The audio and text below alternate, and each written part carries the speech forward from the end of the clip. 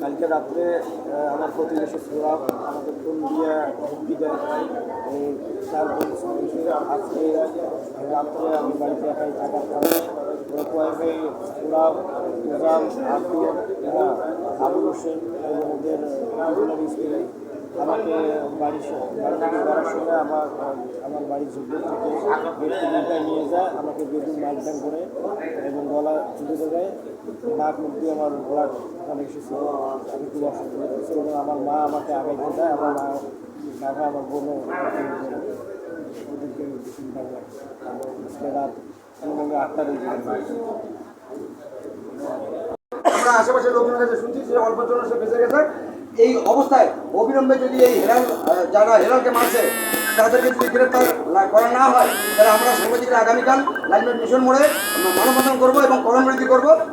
আমি অবিলম্বে লালমেট মাননীয় পুলিশ সুপার মহোদয়ের দৃষ্টি আকর্ষণ করছি এবং লালমেট সদর থানার দৃষ্টি আকর্ষণ করছি। অবিলম্বে যারা হেলালকে আঘাত করে গুরুতর জখম করে হাসপাতালে ভর্তি রয়েছে তাদেরকে গ্রেপ্তার করার জন্য। আর আবারও বলছি, যদি আজকে রাত্রের মতো আসামি গ্রেপ্তার করা না হয় আগামীকাল লালমেটের সাংবাদিকরা বৃহত্তর কর্মসূচি ঘোষণা করতে আমরা বাধ্য হব। এবং সম্প্রতি আপনার গত কয়েকদিন আগে গাজীপুরের সাংবাদিককে হত্যা করা হয়েছে। এই নিয়ে সারা বাংলাদেশের সাংবাদিকরা আমরা শোকাহত অবস্থায় রয়েছি।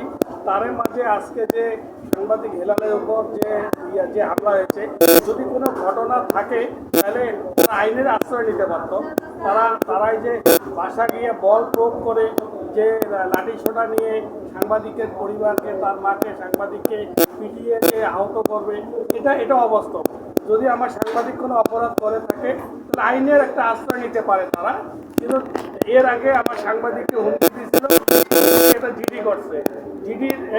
জিডির বলে আজকে যে এটা ন্যাক্কারজনক।